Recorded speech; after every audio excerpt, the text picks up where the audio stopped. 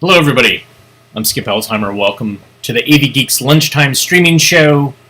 I didn't intend to have the music spill over live, but it's basically what I put to the film strips. The film strips didn't really come with that music. I put together a DVD called Focus on Film Strips, and all the film strips, almost all the film strips I used were silent. Because you're supposed to read them. There's no tape or record that accompanies them. So I was like, well, what do I want to put on there? I was like, oh, there's some awesome organ music that I have, so I'll just put that on there. And when I put it on YouTube, I've gotten in trouble in the past where it's basically said like, oh no, this belongs to somebody. So I usually mute it, but somehow I didn't mute it right. So there you go. Enjoy. We'll see what happens if the hammer comes down. Hope everybody had a good weekend. I ask, because there's a lot going on in the headlines, a lot of imagery, a lot of anger, frustration, disappointment.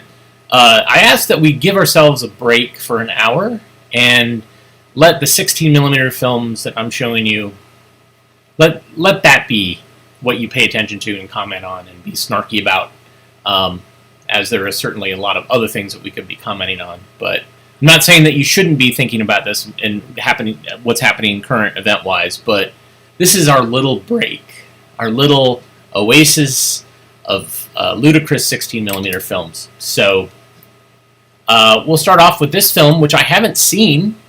So there's always that weird possibility that it might travel into the territory of current events. So I'll take that gamble. But this one I got from the North Carolina Methodist Film Library. They got rid of all their films, and my stepfather's a Methodist minister, and so he said, "Hey, Skip, do you want these?" And so I was like, "Yeah." So this one's called William, and I'm not really quite sure what it's about. It comes with a program guide, which I might be looking at and asking you questions after the fact, but here's William.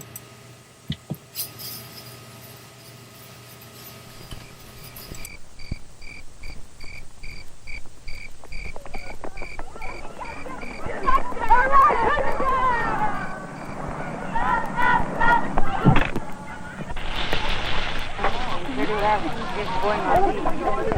better get that one out or I'm going to burn.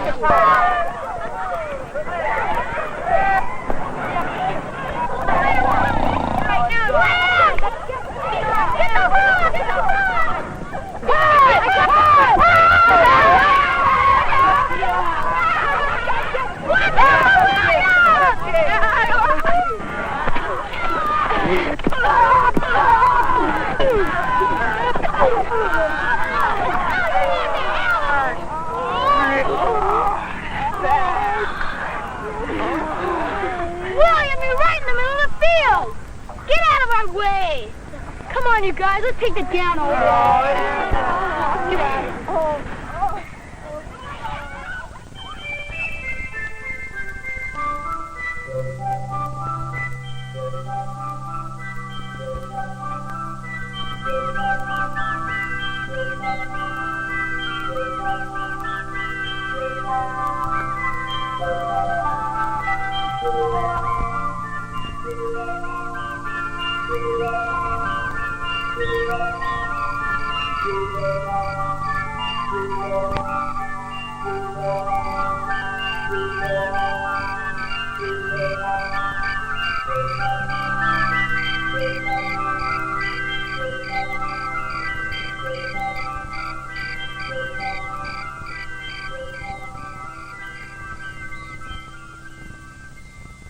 Come on, everybody, time to eat!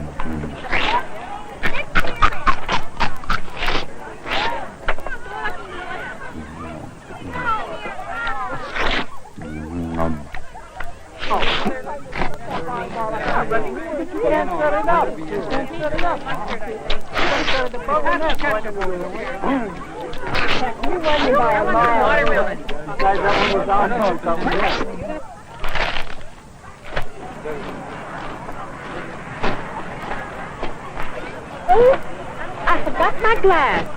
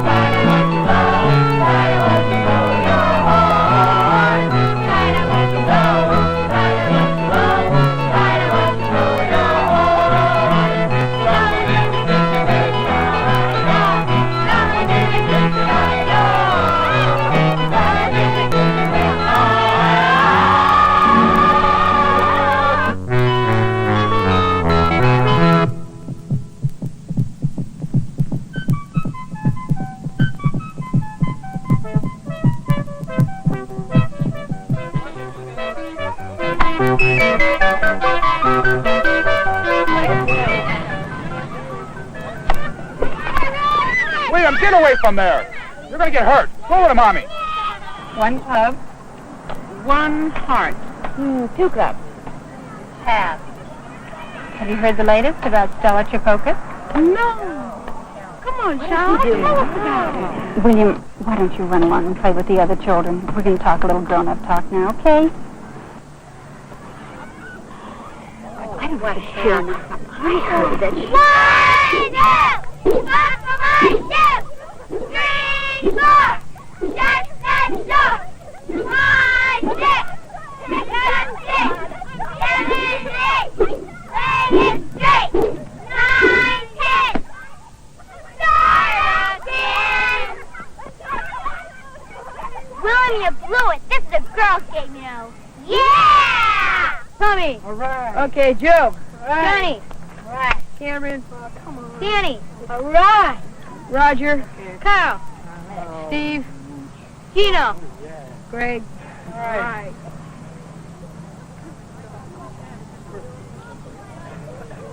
Do you want William? Nah, you can have them. Nah, we don't need them. You can watch if you don't get in the way. All right.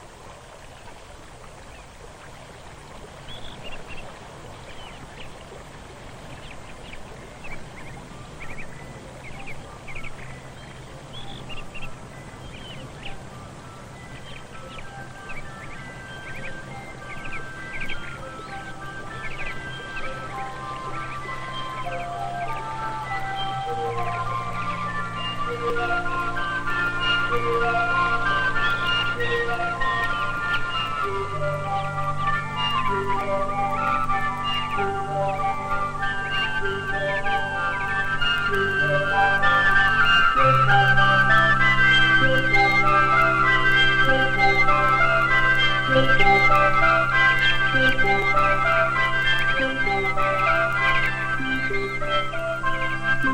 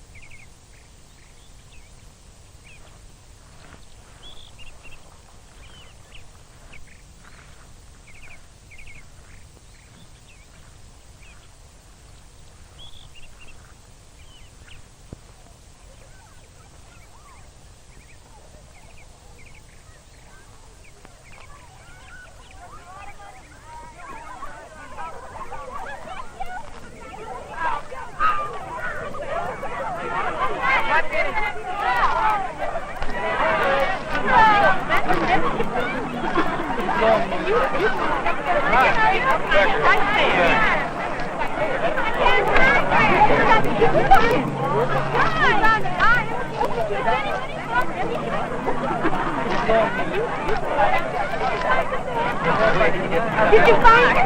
I found it, yeah.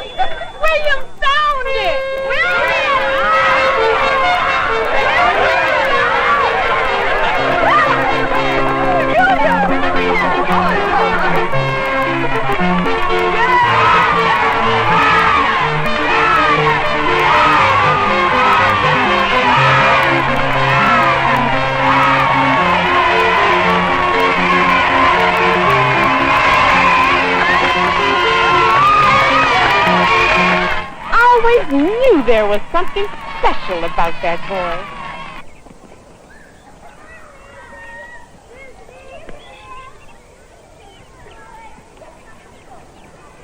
Want to play?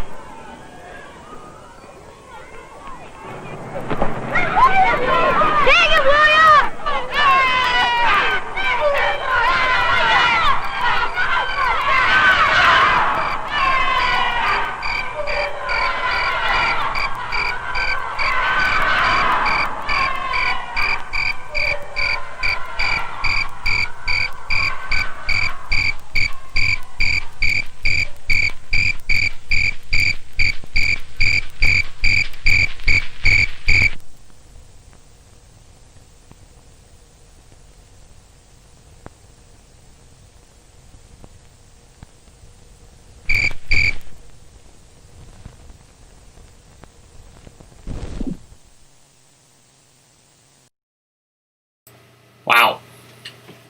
So it doesn't always happen, but sometimes I get a little program notes that are included.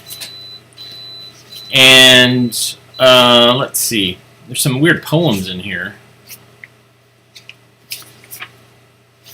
But there's also what they call procedures, which is really an odd way to view it, for young audiences of younger children.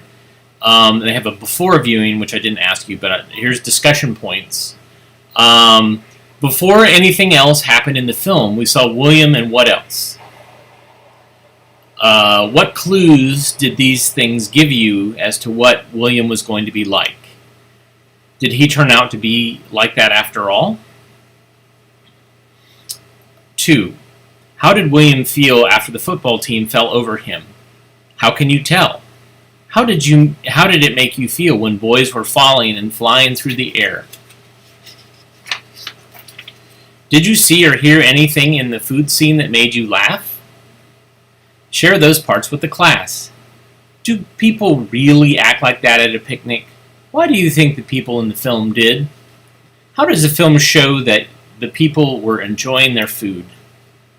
4. Why didn't William have anything on his plate? What did he do about it? 5. William never did get to eat his food, did he? Do you think that his brother and friends in the tree were being mean or just teasing? Is there a difference? What would you have done if you were William? And then there's more questions here. The film reminded me a lot of Cliff Evans in Cypher in the Snow. Cliff, who is an introvert and also has a lousy family life. There's that whole thing where he's going out and looking at nature, and he wrote a poem about it.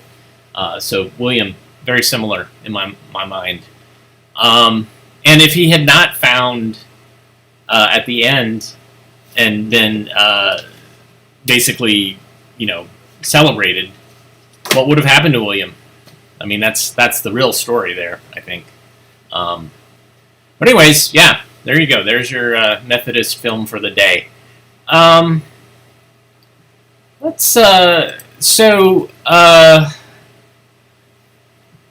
of my Facebook friends who actually watches this show almost every day, and actually projects it on himself as he dances, had a little bit of a problem, and I'm going to try to get him to come on the show and talk about it. But in the meantime, here's the film that I probably should have shown last week that might have prevented what happened at the end of the week. So here we go.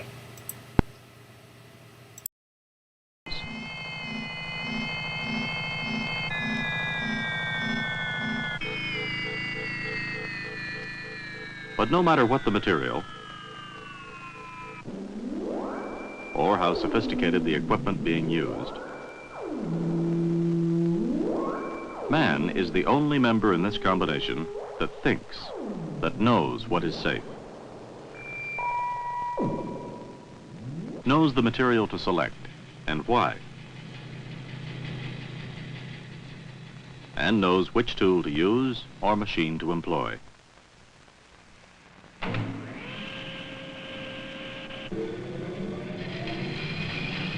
The only right way to work is the safe way. You are the one who has to know what is safe. You are the one who has to think safety at all times. Power tools are what you will want to use to help you do the job fast and efficiently. They will help, but only if you know how to make use of them and how to use them safely.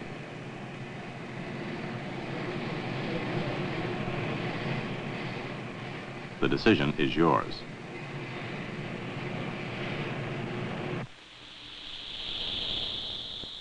The switch should be off when you prepare the job.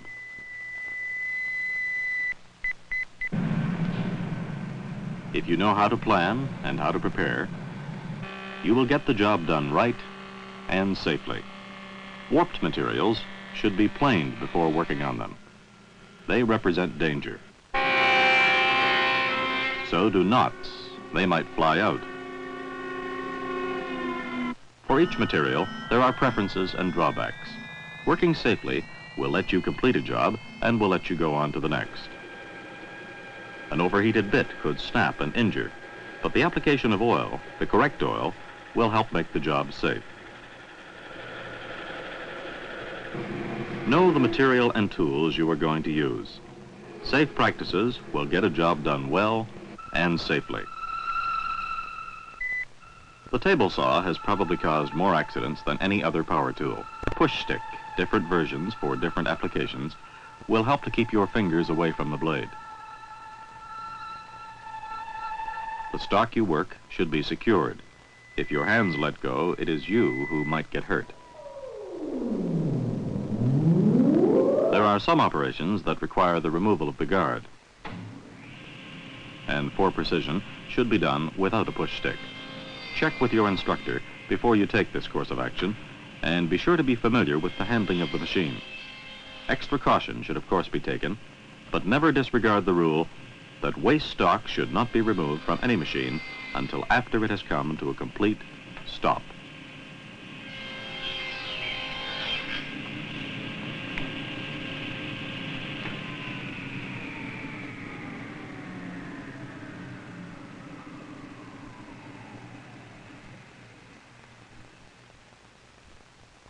Don't ever reach across the cutting edge. Plan any job thoroughly. Select the tools you are going to use carefully, and don't think it'll do if the tool you've selected is not in perfect shape. A screwdriver misused. A cold chisel worn out. A chisel dull and nicked. A handle split. A handle broken. Inaccurate work will be the result, but safety neglected is the real hazard.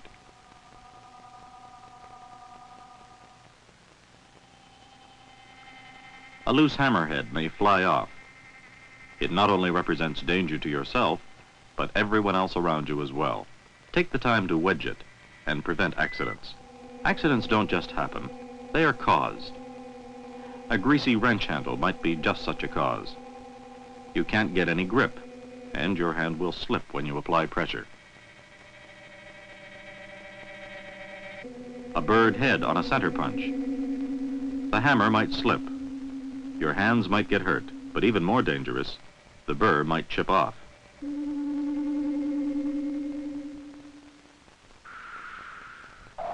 Dress properly. Dress protectively before you enter the shop. In unarmed combat, your clothing can be used against you by an opponent. In the same way, machines can grab your clothing, and they won't stop, even when you are down. So, dress for action. Don't give any machine a chance to get hold of your clothing.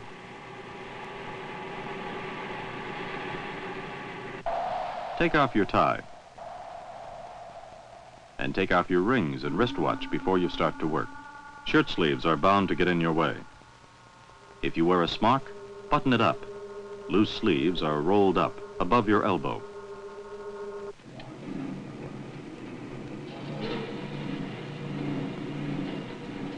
If you don't wear a smock, wear an apron. And don't forget, when you work with a torch or any flame, you will need extra protection. Put on a leather or asbestos apron to protect against the heat and shield your clothing against flying sparks. Protect your eyes, no matter where you work. Safety glasses should be worn from the moment you enter the shop, but sometimes a shield will offer better protection. Or goggles. They should be used to protect you from flying particles. Wear safety glasses at all times. Don't forget that the machine that's working next to you can cause injury to you as well. The floor in your shop should be kept clean, but you have to work and the chips will fly. Solid leather shoes will protect you best from injury to your feet. And gloves prevent cut fingers and shield you from heat. Think protectively, dress protectively, work protectively. Only then will you be able to work with the confidence of the skilled craftsman.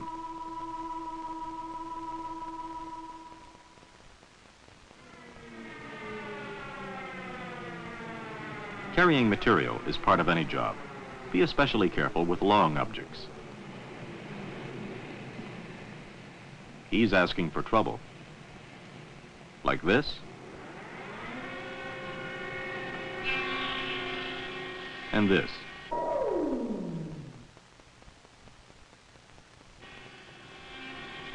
Now he's got control. One end is near the floor, and the other end is out of the way of heads and other objects. Remember that the other fellows in the shop are concentrating on the job that they are doing. Don't place them in danger by the way you are doing your job, directly or indirectly.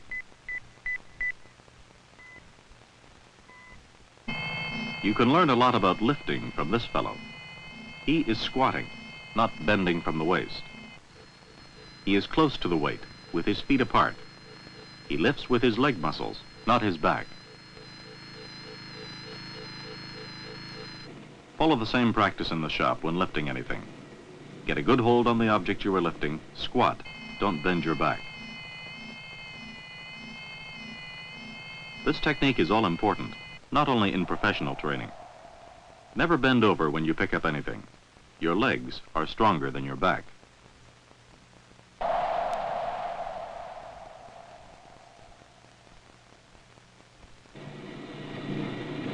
Rods can be as dangerous as bayonets. Carry them close to your body in a vertical position. Whenever you carry anything, don't endanger somebody else's health or life.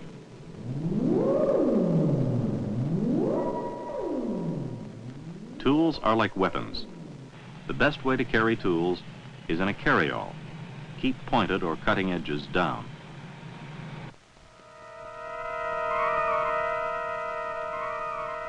If something is bulky or heavy, ask for help.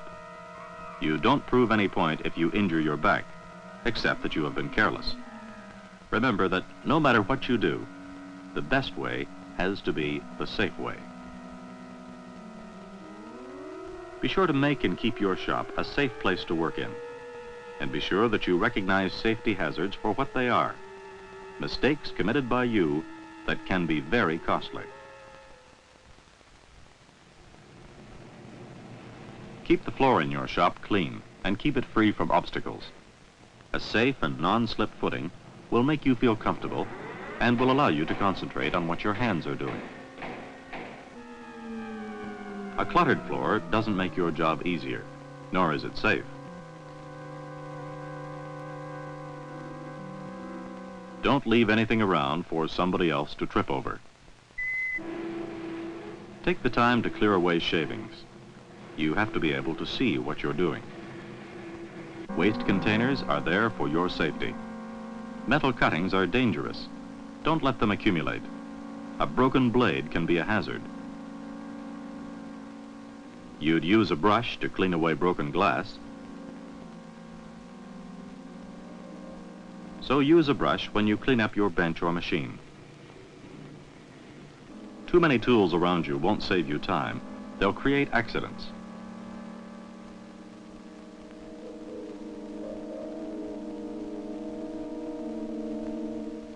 Return what you don't need right now, but do it properly. Do it the safe way. Return surplus tools. It's the safe way for yourself and others.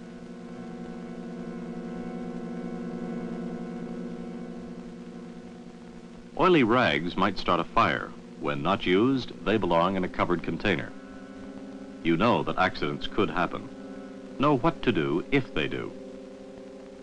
You should know the location of all breakers and power switches, where the first aid box is kept and what it contains. In case of fire, it might depend on you to use the correct and safe extinguisher. A foam extinguisher can handle fires involving wood and paper and paints, lacquers and thinners.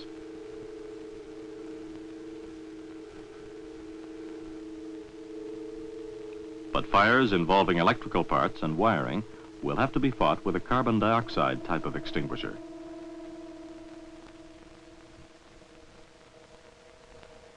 Only a dry chemical extinguisher can safely be used against any type of fire.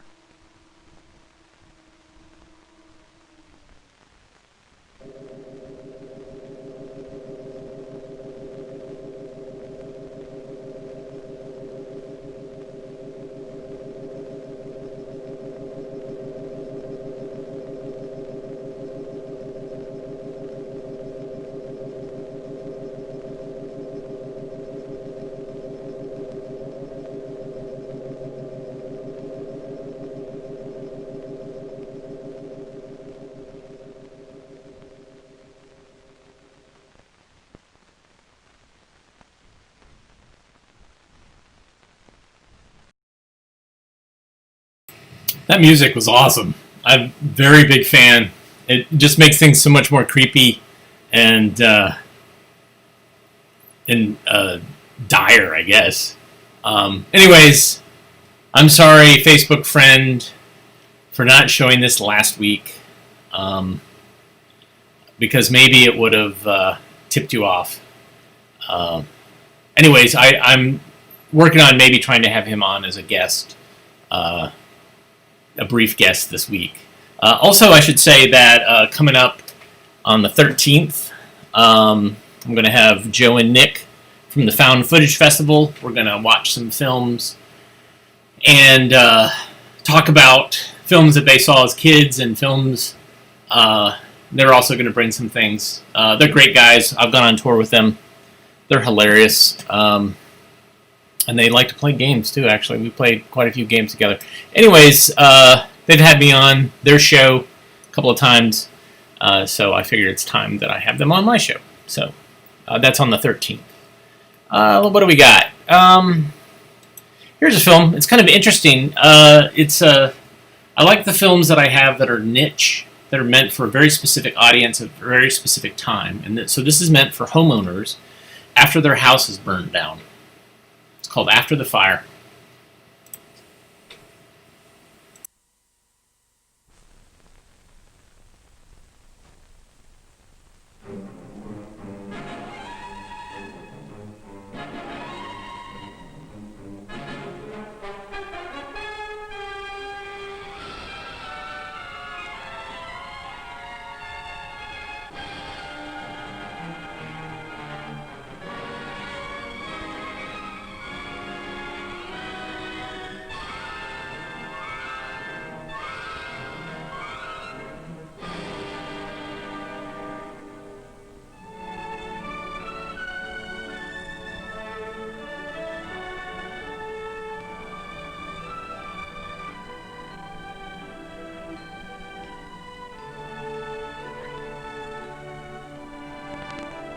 This is the world we live in, a marvel of inventive genius to make life richer.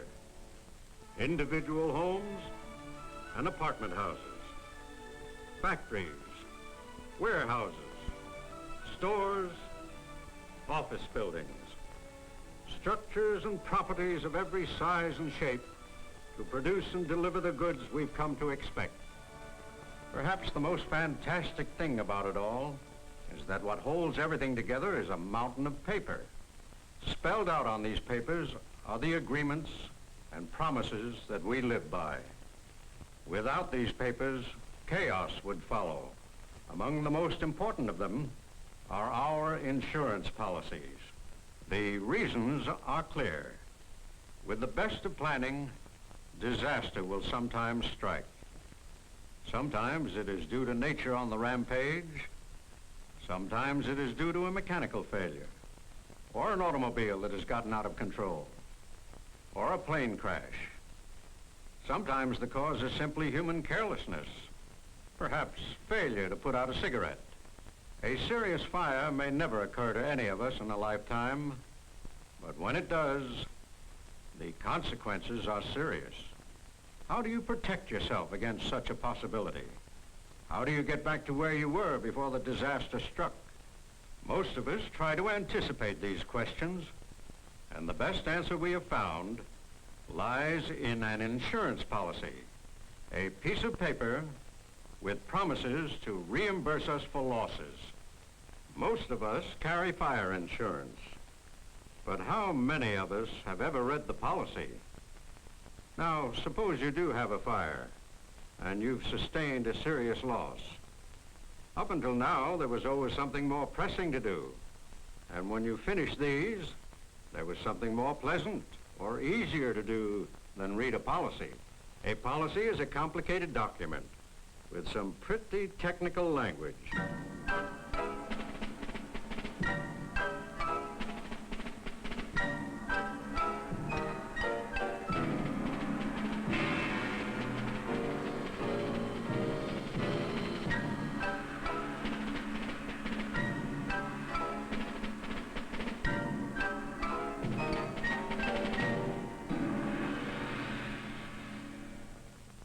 And so you filed it away, unread, or not completely understood.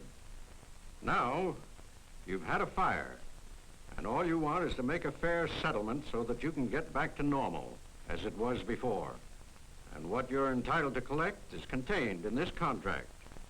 What are your obligations? What are your duties? How can you comply with the policy conditions? Now, with everything in a state of confusion, you discover that the burden of preparing and presenting the required claim to the insurance company for the loss is up to you. The burden of proving how much you've lost is on you. And in due course, you have to meet with the insurance company adjuster to negotiate a settlement. From experience, we know that insurance companies and their adjusters attempt to discharge their policy obligations. That's what insurance is all about, protection against loss and damage. But even with the best of will on both sides, it becomes clear, once the routine questions are out of the way, that the problems of a loss settlement are difficult. Now tell me, did you have that hole in the roof covered? And did you board up the broken windows? Under the contract, you were obliged to. If it rained and you sustained additional damage, the responsibility was yours. How about the plumbing lines? Did you drain them? In freezing weather, the lines might burst, and you would have to break through the walls to repair them. This additional loss is yours. The insurance company is not responsible for this damage. You mentioned that you've already had the debris cleaned out. Did you save all the items you could identify? Under your contract, you have to establish evidence of your loss. Did you separate the damaged materials from the undamaged to prevent further damage? Have you wiped and oiled your machinery? What is salvageable? What is lost? What's the value of a machine that you've used for 6 years? How much depreciation? Or has it appreciated in value? Is it replaceable? At what cost? What about smoke or water damage? What about overlapping policies? What about loss due to business interruption? The problems seem endless, and even with the best of intentions on both sides, the value of the loss is subject to difference of opinion and judgment. The very words settlement and adjustment indicate this. It may very well be that your claim is correct, but you just have to recognize that I can't validate it solely on the basis of this statement. Where are your purchase invoices? Where's your complete inventory stating the value and loss of each item? And you must do the same thing for the building damages. I must have a detailed estimate. How can we establish the extent of your claim unless you prepare it properly, as your policy requires? It becomes clear that the company adjuster has been employed by the insurance company to represent them. He is also handling many other claims besides yours. You cannot expect him to do your job and unravel the complicated details of your claim. The burden of proving the loss is on you. It also becomes clear that the company adjuster is a trained professional who knows all of the various policy forms, conditions, and requirements, and that you do not have the knowledge or experience to cope with the problems without help. And to top it all, You may have 2, 3, or more company adjusters to deal with. In short, you need professional help. It is at this point that most people who've had a fire discover that they have a real problem. Who do you turn to for expert help? From experience, we know that when we have a legal problem, we turn to a lawyer. When we need an insurance policy, we consult an agent or broker. But to whom do you turn for specialized knowledge and experience when you face the complexities of a fire or disaster loss? The answer is here. A member of the National Association of Public Insurance Adjusters, or NAPIA for short. People who have had experience with fire losses, such as insurance agents and brokers, banks and accountants, have learned to depend on this symbol for competent loss adjustments. Members of the National Association of Public Insurance Adjusters are professionally trained to handle such matters. They are examined and licensed by the various states in which they practice their profession. Let's take a look at what happens when you call a NAPIA member into the picture. Now, right from the outset, you have the same professional handling and negotiation of your claim that the insurance company adjuster performs for his company. Acting solely on behalf of policyholders, the only purpose of a NAPIA member is to make a speedy and equitable adjustment for you, his client. Okay. Now, the first thing I want to do is to take a look at the damage. We have to shut off the water right away and get that roof covered. We better make sure that those machines are properly protected. And we have to be careful that none of the things we're going to need to prove the loss are cleaned out. With years of experience, your NAPIA public insurance adjuster has learned what to look for and what to do. Now, with an expert protecting your interests, you are freed to cope with your normal problems. It is necessary to translate the material losses into dollar value.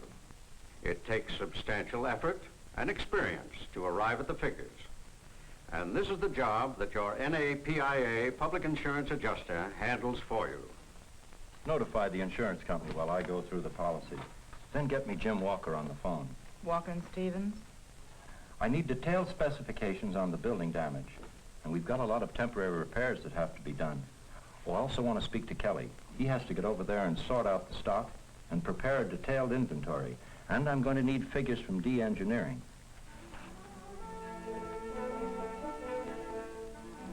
Item by item, your NAPIA public insurance adjuster prepares all of the inventories and estimates and compiles your claims.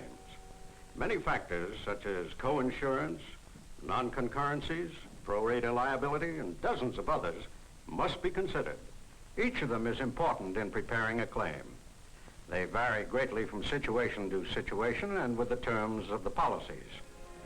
And when your claim is prepared and ready, your NAPIA representative meets with a fire insurance company adjuster to reach an agreement on your loss. It is now a negotiation between two competent professionals. One of them represents the company, and the other represents you. Item by item, detail by detail, both men have seen the loss, studied it, and made their evaluations. The work is substantially simplified, and a speedy and equitable adjustment is reached. And when the loss is satisfactorily adjusted, the agreement is subject to your approval. The sole objective of your NAPIA public adjuster is to help you solve the many heavy problems and burdens of your loss. In our complicated world, there is no substitute for specialized training and experience. That's what it takes to make our system work. And that's what it takes to put it back in shape again when disaster strikes. And there is no better trained and experienced source of help available to you than a NAPIA public insurance adjuster. That's why a member of NAPIA is the one to turn to as your very first move when disaster strikes.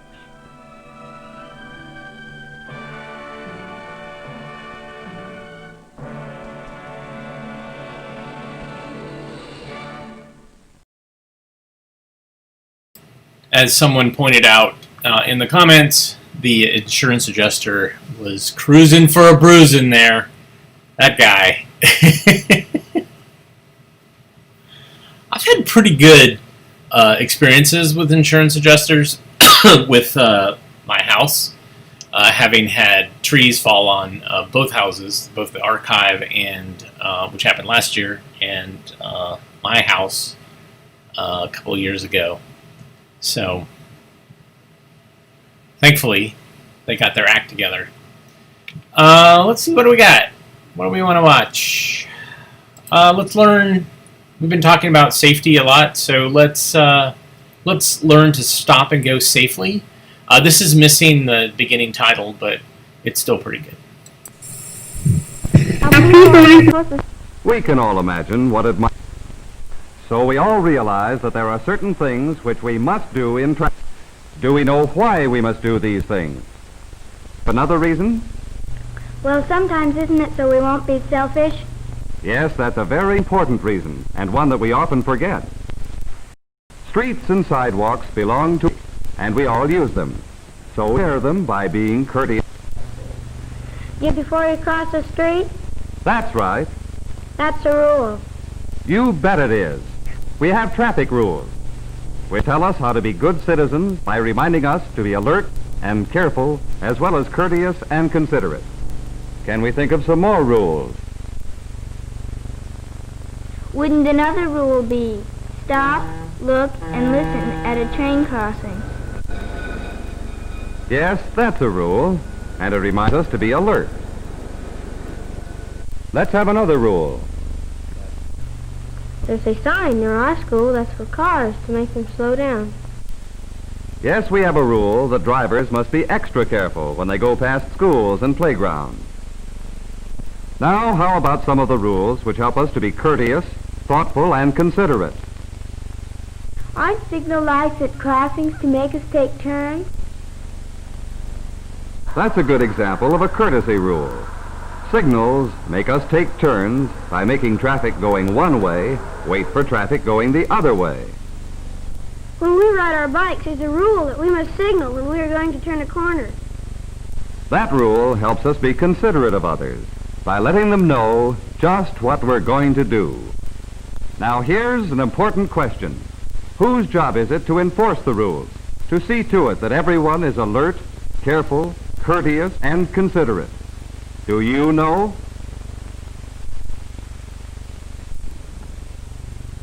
That's you, isn't it? Isn't that what policemen are for?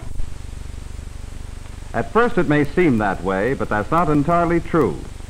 The traffic policeman's job is to help people to learn the rules and to remind them when they forget the rules. But traffic policemen can't be everywhere at once.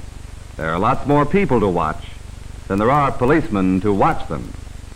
You can imagine how silly it would be if each one of us had to have his own special policeman watching over him all the time, just to see that no rules were broken. No, that wouldn't be practical, and it isn't necessary. If you're a good citizen and want to be courteous to others and avoid getting hurt, you must be your own traffic policeman. Now, that's not as difficult as it might sound. Can anyone think of the first thing he might do in order to be his own traffic policeman? Well, to be a policeman, you have to know the rules. Yes, that is absolutely necessary. And after we learn the rules, then what? Then we have to follow the rules. Right. And that's all there is to it. If we know the rules and follow the rules, then each one of us can be his own traffic policeman. Would you come up here, Johnny? Now, Johnny's own traffic policeman is really up here in his mind. And let's imagine that Johnny's own... He looks like Johnny because he really is a part of Johnny. The part that learns and thinks about traffic rules and traffic courtesy. The rules and developing habits, he knows that his policeman will be there when he's needed.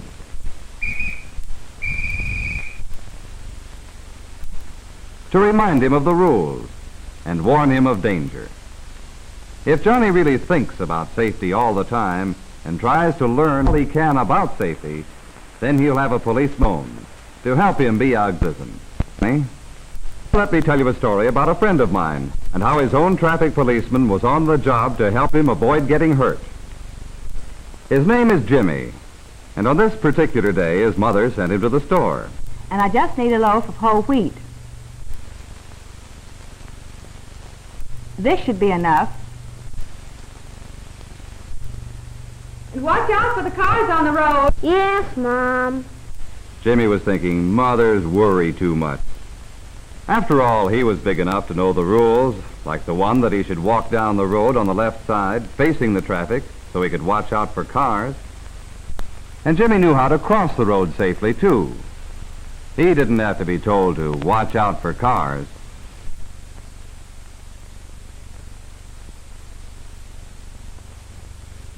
Yes, Jimmy knew how to take care of himself. But the main thing we must all learn about safety is that accidents happen suddenly, and usually when we least expect them. Now we'll see why it was a good thing that Jimmy's own policeman was on the job with him that day. Gee, Dick's got a new kite. Hey, Dick, wait! And then Jimmy almost forgot to be alert. That is, he would have forgotten if his own policeman hadn't suddenly said, Wait, let's not forget to be alert. Jimmy stopped suddenly, realizing that he was about to break the rules. He could well imagine what might have happened to him if his own policeman hadn't reminded him to be alert.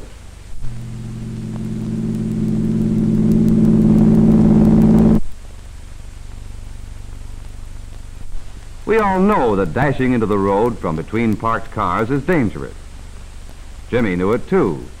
And because he'd formed the habit of thinking about safety, his own policeman was on the job to help him, even though he did almost forget. Wait a minute, Dick!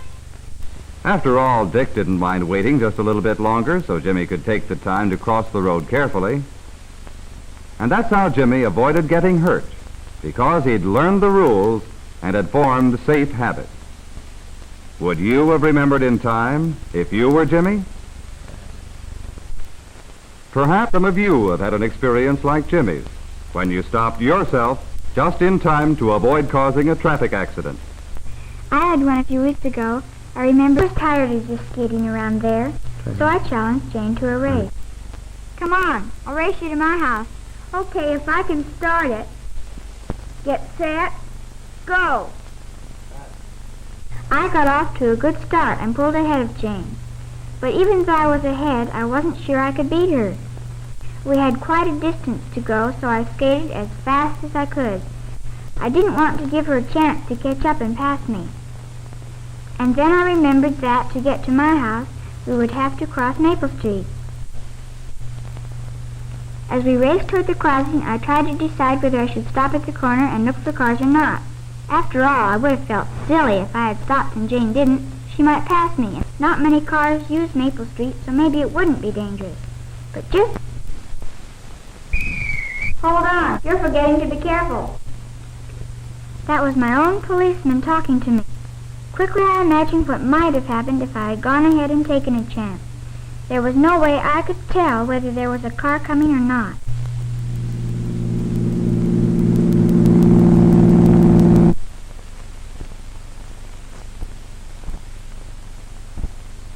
It would have served me right for having been careless. It was a good thing my police helped me to stop and think of the rule of time, important enough to make me take a chance of getting hurt. I would stop, even if Jane did catch up. And I'm glad I stopped, because there really was a car coming. Ha-ha, I caught up with you. Wait till we cross the street, then I'll beat you. We all know that stopping to carefully look both ways before we cross a street is an important traffic rule. It's when we are in too much of a hurry that we're likely to forget and take foolish chances.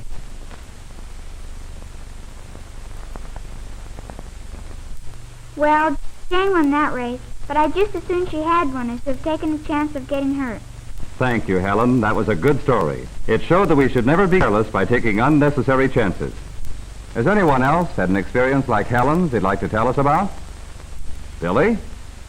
One day, after school, Jack and I were playing together over in his front yard. We had my football. I wanted to kick the ball, but Jack said, Better not, you might break the window. Jack was right, but I still wanted to kick the ball. and the playground was pretty far from Jack's house. Let's go out in the street and kick it. Okay. We were just starting to go out in the street when my policeman made me stop and think. Wait! What are streets for anyway? Right then, I thought of what might have happened to us if we had gone ahead and played in the street. It's easy to be selfish and forget that children are not being courteous when they play in the street. Streets are for cars, and they have the right-of-way.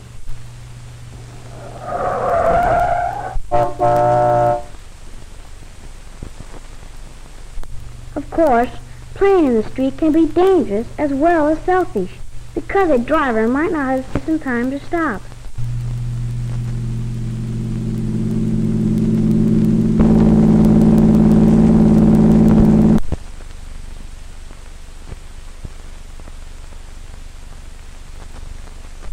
I'm glad my policeman was on the job to help me remember to be courteous and careful before I took a chance of getting hurt. Once I stopped to think about it, I changed my mind fast. Maybe we better not play in the street. It's too dangerous. All right, let's go over to the playground. After all, it was better to walk a few blocks to the playground than to have taken a chance of causing an accident. It seems silly now, but I really did almost forget. That was a good story, Billy. You pointed out the selfishness of playing in the street as well as the danger. As good citizens, we must always remember to be courteous. Do you want another story? Well, one day, Margie, she's a friend of mine, and I were walking home from school. I had promised my mother with some work, but we were a little late. What's the hurry? Come on, Margie, I'm late. There was a traffic signal at the next street we had to cross. Let's go. Wait, the signal's changing. I intended to try to beat the signal. Stop, it's not our turn. My own policeman was with me to help me remember the rules, and I quickly imagined what might have happened if I had forgotten to be considerate of the cars going the other way.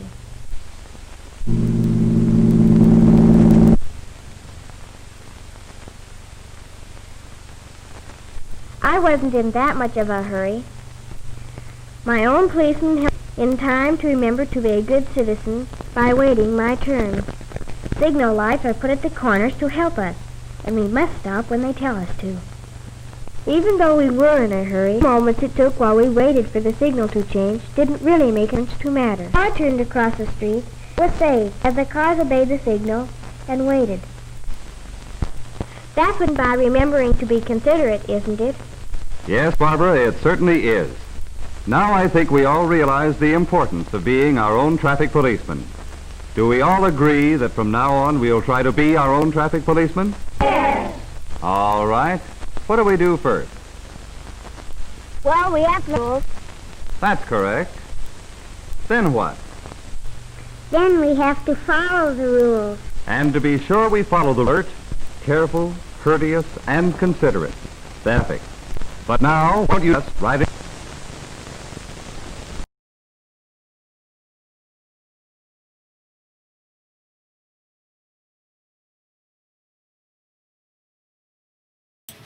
So that film was kind of beat to hell. So it's interesting. When I see a film like this, what it tells me is that this film was shown a lot, and they kept repairing it, and they kept re-showing it, and they kept damaging it more, and kept showing it. So this film is definitely one that somebody felt that they had to show it a lot. And the information is pretty good. I like the little kid cops that live in our heads. I like to think that my conscience is maybe a little police officer of me as a child.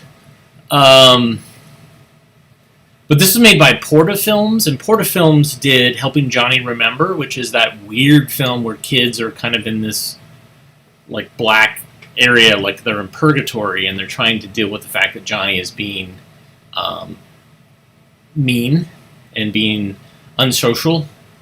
And so this has got that vibe where you have a narrator, but then you have kids kind of chiming in about the experience and all that, because I think that kids respond when other kids are talking. So thanks again for tuning in today. If you like what you saw, a simple way to support us is to just click like or subscribe or notifications or share what we're doing, or comment.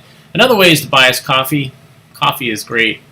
It allows us to work in the modern world. I just saw that I didn't change the date. I apologize for that. And then you can go to avgeeks.com and you can buy DVDs there. But you can also see other things that we've digitized, including other shows that we've done. And this was actually show number... We've been doing this for a while, and I appreciate you guys tagging along. This is show number 264. So we only have... we only have 90 shows to go before we hit a year's worth of shows. But it's great showing stuff to you. It's good to have that hour where we can just kind of focus in on something that doesn't have anything to do with current events. And I appreciate you showing restraint. And I hope that you guys are finding people that you can process with and talk to. And also I hope that you're reaching out to your friends and family. This pandemic sucks, and it's just taking a toll on everybody. So I think it's important to reach out and just kind of say, hey, I'm thinking of you. How are you doing? So this is my way of doing it for you guys, but I hope that you're also reaching out to your family and friends. And also, if you need help, sometimes people don't know, and you can just say, like, hey, can we talk? And, talking on the phone makes a big difference, or Zoom conferencing with somebody makes a big difference, or FaceTiming. So take care of yourselves, please. We love you very much here at AV Geeks. We love that we show films on insurance adjusting. Well, maybe you don't love it, but you tolerate it, and that's a lot. So thank you for that. As always, please rewind and love each other, and we will see you again tomorrow, 1 o'clock. You guys take care.